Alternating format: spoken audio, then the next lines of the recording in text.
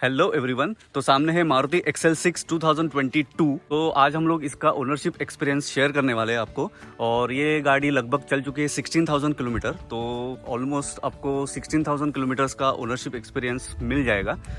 सो मिलते हैं आज इसके ओनर से। तो आप फ्रेम में आ जाइए please.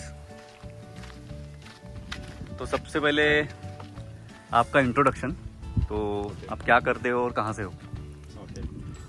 Hi everyone, my name is Samir Sakpal and I am from Dombivli and मैं एक्सिस बैंक में एक्चुअली काम करता हूँ एंड ये गाड़ी को लेके अभी 1.5 ईयर हो गया रहेगा। ओके, तो इससे पहले आपके पास कौन सी गाड़ी थी या फिर ये पहली गाड़ी है?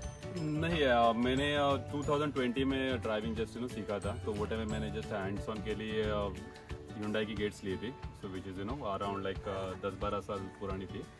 तो वो मैंने अराउंड लाइक 2 इयर्स उसके ऊपर हाथ वगैरह साफ किया था। देन कुछ मैकेनिकल इश्यूज वगैरह आए थे तो वो बेचनी पड़ी थी। ओके, तो ये गाड़ी आपने जब ली तब यही गाड़ी आपके दिमाग में थी या और भी ऑप्शंस आपने चेक किए थे? ठीक, वो टाइम पे मैंने बहुत सारे ऑप्शन चेक किए थे because this is not the first choice. So actually मेरा रिक्वायरमेंट कैसा था कि आई बिलोंग्स टू जॉइंट फैमिली। तो मेरा ऐसा रिक्वायरमेंट था कि अराउंड 5 to 6 फैमिली मेंबर्स एकदम कंफर्टेबली बैठे वहाँ पे। सो इनिशियली लाइक 2022 में मैंने अराउंड लाइक बिकॉज बजट भी ऑब्वियसली इशू था, तो वो टाइम में 10 या 12 लाख की इसमें देख रहा था ऑप्शन। तो नेक्सन्स थी, देन टाटा अल्ट्रोज थी, देन ब्रेजा भी ऑप्शन में था, but all those are like 5 seaters. But like as a joint family we are having like 6 members in family. तो मैं देख रहा था कि कोई 6 या 7 सीटर है, तो उसमें ऑप्शंस बहुत लिमिटेड थे जो मेरे बजट में थे। लाइक XL6 थी, Ertiga थी, देन रेनॉल्ट ट्राइबर वगैरह थी, एंड बाकी सब जो भी थे लाइक वो around like 20 lakhs and above थे। ओके, तो पेट्रोल के रेट इतने बढ़ रहे हैं तो आपने CNG का ऑप्शन नहीं चूज किया? नहीं, जब ये लेने के टाइम पे CNG भी ऑप्शन देखा था मैंने, बट कैसा होता है कि मेरा मतलब हम लोग का विलेज ट्रैवल वगैरह कंटिन्यू रेगुलर होता है। लाइक साल में लाइक मंथ में भी आप बोलोगे ना तो लॉन्ग ट्रैवल्स वगैरह कंटिन्यू रहता है। ओके, एंड ऑब्वियसली अगर फैमिली है तो आपको मालूम मिलेगी ना, सामान वगैरह रखने के लिए जगह चाहिए एंड ऊपर भी हम लोग नहीं रह सकते। तो इसके लिए मेरा प्रेफरेंस वही था कि बूट स्पेस भी उतना ज़्यादा रहे करके तो आप कंफर्टेबली बैठे भी एंड आपका लगेज भी ना आराम से रहे। तो इसके लिए CNG तो ऑप्शन में था ही नहीं। ओके, तो इसके लिए जो भी लेनी थी लाइक पेट्रोल या डीजल में वेरिएंट्स लिए। ओके, तो आपका जो पहले से डिसाइडेड था कि CNG लेनी नहीं है, तो आपको ऑटोमेटिक में जाने को नहीं, मतलब ऑटोमेटिक में नहीं गए, मैनुअल में ही क्यों गए? ऑटोमेटिक वेरिएंट्स भी देखे थे, मतलब अगर ये जो XL6 राइट, इसमें मैनुअल भी है आपका एंड ऑटोमेटिक भी है and alpha zeta like 2 variants है। बट आपको मालूम है एज अ कार लवर आपको जब मैनुअल गियर्स वगैरह चेंज किया आता है, फील आता है वो तब डायरेक्टली। हाँ, जो ड्राइविंग का फील आता है वैसा आपको डायरेक्टली ऑटोमेटिक भी नहीं आता है। ओके, बट ऑब्वियसली आप अगर रेगुलर सिटी ड्राइव इज तो obviously automatic will be the preferable one. But मेरा कैसे लॉन्ग ड्राइव वगैरह बहुत ज्यादा रहता है, लाइक वीकेंड्स रहे या फिर गाँव वगैरह जाना है, like in with in city rides मतलब बहुत ही रेयर रहता है। तो इसके लिए मेरा ऑप्शन मैनुअल पे था। ओके, तो ये गाड़ी आपको तब कितने की पड़ी थी, ऑन रोड कितने की थी? तो वो टाइम पे मुझे ये गाड़ी अराउंड 12 lakhs में हो गई थी ओवरऑल, मतलब मेन वेरिएंट प्लस मैंने अलग से एक्सेसरीज भी लगाए थे because it is a base variant of Zeta variant of XL6 manual का। तो एक्सेसरीज वगैरह सब इंक्लूड करके अराउंड लाइक 12 lakhs तक मेरा ओवरऑल गया था। ओके, तो ये गाड़ी पूरी स्टॉक है या कुछ मॉडिफिकेशंस किए एक्सटर्नली और इंटरनली? यस, मतलब ये जो गाड़ी हमने ली थी उसके बाद थोड़े बहुत हम लोगों ने बाहर से पार्ट्स लगाए थे, लाइक 70 मैट्स, ठीक है, एंड कर्टन्स लगाए मैंने बिकॉज ऑब्वियसली हम लोग आपको मालूम है कि फिल्म वगैरह बहुत जगह पे अलाउड नहीं है, फिर ट्रैफिक्स वगैरह भी रोक लेते। तो वो एक लगाया था, एक डैश कैम हम लोगों ने लगाया। ओके, हाँ वो तो जरूरी है आजकल में। Correct, dash cam is like necessary हो गया अभी, तो वो एक लगाया। एंड उसके बाद जो है ये आप देख सकते हो डोर वाइजर्स वगैरह लगाए, डोर वाइजर लगाया था हम लोगों ने। और जो मतलब टॉप वेरिएंट्स में जो आता है ना कि बैक वाला जो है आपके पास, ये वाइजर एक लगाया था हम लोगों ने एक्स्ट्रा एडिशन लेके, एंड प्लस कैमरा जो बेस ये अपना wiper, back wiper. Okay, and ये स्पॉइलर वाला। ओके, ये एक्सेसरीज में था ये। हाँ, स्पॉइलर वगैरह थोड़ा मैंने बाहर से ये सब लगाया था। एक्सेसरीज में सिर्फ ये 2 ही चीजें थी, कैमरा एंड। ओके, तो स्पॉइलर आफ्टर मार्केट है? करेक्ट, आफ्टर मार्केट लगाया। ओके, ओके, तो ये गाड़ी आपने ली, लेकिन ये गाड़ी लेने से पहले आप मतलब लेने के बाद आपको इसमें क्या अच्छा लगा कि यही गाड़ी आपको कंटिन्यू करनी है, ये सोच लिया? ओके, सो कैसा था देखो, गाड़ियाँ तो नो डाउट है ना, सबकी सब गाड़ियाँ अच्छी है करके, बट इसमें क्या डिफरेंट है मेरे को जो रिक्वायरमेंट आ रहा है कि I already travel with mom dad वगैरह सब रहते हैं। तो इसमें जो फ्रंट सीट है आपको मालूम है डायरेक्टली ना पायलट सीट है राइट. उसके अलावा जो मिडल सीट है वो दोनों भी पायलट सीट पायलट सीट से, आप कोई भी मतलब ना एजेड रहे या फिर ना आपको लॉन्ग ड्राइव जाना है तो आप कंफर्टेबली बैठते हो. और उसके अलावा जो बैक सीट भी है, लास्ट की जो दो सीट है उसमें भी ना बहुत सारा लेग स्पेस वगैरह दिया हुआ है. ओके. तो आप 6 के 6 जन कंफर्टेबली लॉन्ग ट्रैवल कर सकते हैं. Second thing power. Obviously petrol है तो ऑब्वियसली आपको उतना पावर वगैरह मिलेगा. सो इसके लिए ऑब्वियसली एक्सेल. तो ये 1.5 सीसी है राइट? यस. हाँ, तो 1.5 सीसी के इसमें आपको ऐसा नहीं लगता है कि 6 गियर होना चाहिए था? 5th गियर में आपको थोड़ा सा मतलब अंडर पावर तो नहीं कह सकते, लेकिन 5th गियर पे जाने के बाद आपका गियर पे हाथ जाता है कि कभी 6 भी जा सकती है. यस, वैसा बहुत बार हुआ है करके हम लोग 5th गियर पे जाते हैं ना, स्टिल लाइक पावर आपका लाइक 100 120 वैसा जाता रहता है. तो ऑब्वियसली 6 गियर होना चाहिए था वहाँ पे. ओके. अभी गर्मियाँ चल रही है तो आपका एसी कैसा काम करता है? मतलब अच्छा परफॉर्म करता है या फिर थोड़ा सा आपको और ज़्यादा कूलिंग चाहिए था ऐसा लगता है? देखो नॉर्मल अगर आपका मतलब ऑब्वियसली गर्मी के टाइम पे ना बाहर का टेम्परेचर अराउंड लाइक 40 प्लस है. सो कहीं पे ऐसा फील होता है ना थोड़ा बहुत पावर कम है, but you know on an average आपका लाइक मैं 2nd या 3 पे लगा हुआ इट्स मोर कंफर्टेबल. अगर गाड़ी में 3 या 4 लोग भी है ना दैट स्टिल फाइन. लाइक 3 या 4 नॉर्मल 3 पॉइंट्स के ऊपर कंफर्टेबल हो जाता है कूलिंग वगैरह. Okay okay. तो लॉन्ग रूट में कंफर्टेबल है ये गाड़ी या फिर आपको थकान महसूस होती है थोड़ी बहुत? नहीं, लॉन्ग रूट के लिए बहुत ही कंफर्टेबल गाड़ी है. बिकॉज मैंने अराउंड लाइक आप नहीं बोलोगे तो भी 5 and 6 आवर्स ट्रैवल किया है ये गाड़ी में लॉन्ग ट्रैवल. बट बहुत ही कंफर्टेबल था. लाइक मुझे भी कुछ प्रॉब्लम नहीं, इश्यूज नहीं हुआ है ना. जो भी कार में बाकी सब पैसेंजर्स थे वो लोग भी कंफर्टेबल ट्रैवल किए थे. हम लोगों ने सिर्फ एक ही ब्रेक लिया था बीच में, that is going fine. Okay. And अभी एक चीज़ है जो सबको मालूम रहनी चाहिए और सब लोग मालूम रहने के लिए मतलब गाड़ी लेने के टाइम पहले यही सवाल आता है सबका कि माइलेज कितना देती है?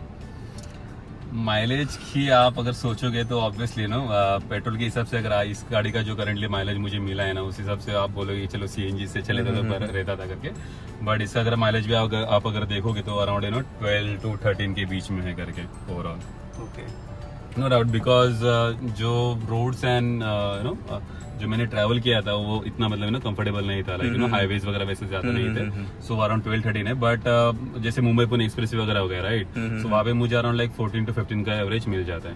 बट आप ओवरऑल अगर देखोगे इस गाड़ी का अगर देखोगे तो वो अराउंड 18-19 की तक भी जाता है करके. लाइक हाउ यू ड्राइव मतलब जितना आप एक्सीलेटर कम लोगे स्पीड लिमिट में रहोगे उतना आपको ज्यादा एवरेज देगी. But on an average like 12-13 मुझे मिल रहा है. ओके. तो इस गाड़ी का मेंटेनेंस कैसा है? मतलब अफोर्डेबल है या फिर एक्सपेंसिव हो जाता है? मतलब कितनी सर्विस हुई अभी तक आपकी? तीनों भी फ्री सर्विस है. It's a Maruti Suzuki right. तो ऑब्वियसली उसको मेंटेनेंस पे आपको ज्यादा पैसा देना नहीं है.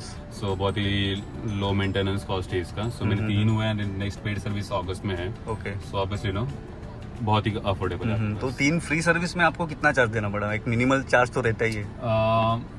अराउंड लाइक 1500 आप देख सकते हो. बट इसमें कैसा है कि मैंने जो ना कुछ एडिशनल पॉलिशिंग वगैरह वैसे भी किया था बीच में राइट ना आपका 1 साल के बाद करना रहा था. सो वो उसके ऊपर थोड़ा बहुत कॉस्टिंग मेरा गया था वहाँ पर. Okay okay okay. बट आप अगर देखोगे तो 2000 के अंदर आपका बहुत वो सब के सब हो जाता है आपका. सो लॉन्ग रूट में अगर आप नाइट में ड्राइव कर रहे हो तो इसका लाइट का परफॉर्मेंस कैसा है? अच्छी है या फिर एवरेज है?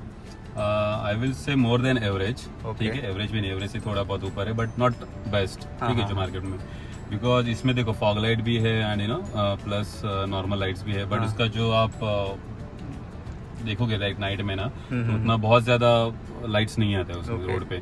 तो कहीं कहीं पे ऐसा लगता है थोड़ा और पावरफुल अगर लाइट रहता है ना so that will be better for night drive as well. इसमें हेलोजन लाइट है ना? एलईडी नहीं है? नहीं, नो एलईडी नहीं है. Okay okay okay. तो आपने बोला कि इसमें इंटरनली भी मॉडिफिकेशन किया है. तो इसमें आपने इंटरनली क्या क्या किया है मॉडिफिकेशंस? आफ्टर मार्केट या फिर कंपनी से ही लगवाया था?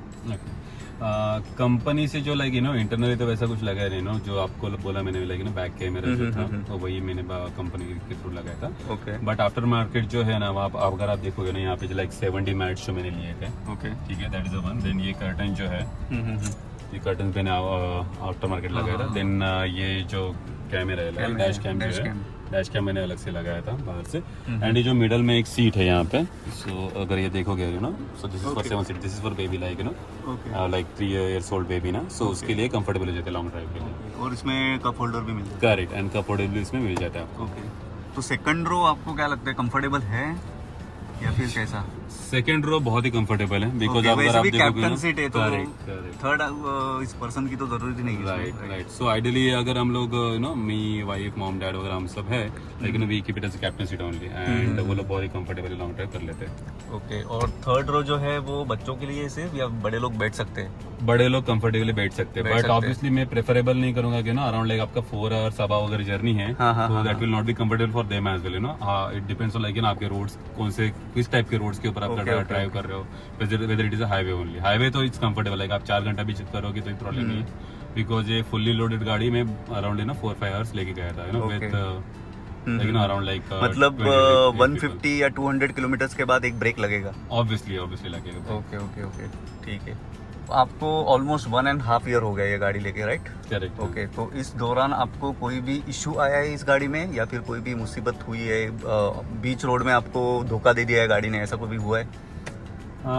नहीं लाइक अभी 1.5 ईयर हो गया, अभी तक तो ऐसा कभी इंसिडेंट हुआ भी नहीं है। मतलब Okay. चलो बीच रास्ते में गाड़ी रुक गई या फिर कुछ ब्रेक्स गियर का वैसा कभी कुछ इशू अभी तक तो नहीं आया घर में। ओके, तो सबसे लास्ट क्वेश्चन, ये गाड़ी आप किसको रिकमेंड करोगे या किसको लेनी चाहिए ये गाड़ी?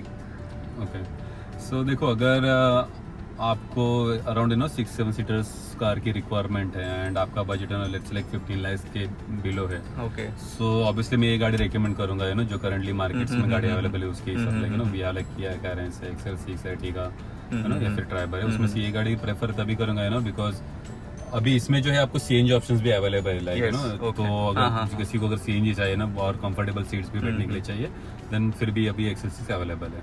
सो जिसका budget and obviously budget and comfort के हिसाब से प्रेफरेबल है, जिसका बजट 15 लाख के नीचे है जिसको कंफर्टेबली 5 to 6 पीपल जाने चाहिए लॉन्ग ट्रैवल के लिए उसके लिए मैं प्रेफर करूंगा। और एक चीज पूछनी थी मुझे, ये जो इसका इंफोटेनमेंट सिस्टम दिया है वो लैगी फील होता है आपको या स्मूथ है, अच्छा वर्किंग है? नहीं ये बहुत ही स्मूथ है, इसका अभी तक मेरे को इशू नहीं है और इसमें एंड्रॉइड प्ले और है ना एप्पल कारप्ले भी है तो वो भी मतलब अभी तक कभी इशू नहीं है। इसमें भी अगर आप देखोगे सीरी एंड गूगल का भी है, गूगल प्ले वगैरह तो आप डायरेक्टली कनेक्ट करते हो एंड आपका इंफोटेनमेंट सिस्टम कनेक्ट हो जाता है अगर आप देखोगे मैप्स एंड एवरीथिंग। और इसमें मतलब सिक्योरिटी पॉइंट ऑफ व्यू अगर आप सर्च करते हो अगर आप ड्राइव कर रहे हो you can type with the keyboard as well तो आपको आप उस टाइम पे आपका मतलब सीरी यूज करके you can tell a location है वो नेविगेट हो जाएगा किसी को कॉल करना है या फिर कुछ भी। ओके, सो इसमें आपको क्रूज कंट्रोल भी मिल जाता है, राइट? यस क्रूज कंट्रोल है। मैंने जब लॉन्ग ड्राइव किया था मुंबई पुणे एक्सप्रेस वे जहाँ पे रोड खाली मिलता है तो वो टाइम में मोस्टली मैं क्रूज यूज करता हूँ। एक तो चीज है चलो आपको थोड़ा रिलैक्स मिलता है, सेकंड चीज है कि चलो आपका ट्रैफिक वहाँ पे फाइन नहीं लगता 100 का आप सेट करो फाइन की टेंशन ही नहीं है तो वो टाइम पे क्रूज मोड यूज कर लेते हैं। इसका रिवर्स कैमरा कैसा है? मतलब दे देते हैं लेकिन क्लियरिटी के हिसाब से कैसा है रिवर्स कैमरा? एक बार क्लियरिटी के हिसाब से भी अच्छा है, मैं दिखा देता आपको एक बार। अगर आप देखोगे रिवर्स कैमरा एवरेज है, मतलब यस ऑन एन एवरेज है, लैग नहीं है ना, मतलब गाड़ी पहले पहुंच जाती है दिखाता है बाद में, ऐसा कुछ नहीं बिल्कुल नहीं और सेंसर्स वगैरह एकदम परफेक्टली काम कर लेते हैं। ओके, थैंक यू समीर, आप हमारे कहने पे गाड़ी का रिव्यू देने आए, एक ओनरशिप रिव्यू और एक ट्रू एक्सपीरियंस आपने हमसे शेयर किया and thanks to you as well like जो गाड़ी का एक्सपीरियंस वगैरह शेयर करने के लिए मुझे आज अपॉर्चुनिटी उसके लिए। तो ये था मारुति सुजुकी XL6 का ट्रू ओनरशिप एक्सपीरियंस। तो वीडियो आपको कैसा लगा? अगर अच्छा लगा हो तो लाइक कर दो, शेयर कर दो और सब्सक्राइब कर दो और आगे भी ऐसे वीडियो देखने हैं तो बेल आइकॉन जरूर दबाना। मिलते हैं नेक्स्ट वीडियो में किसी और गाड़ी के साथ, तब तक के लिए गुड बाय।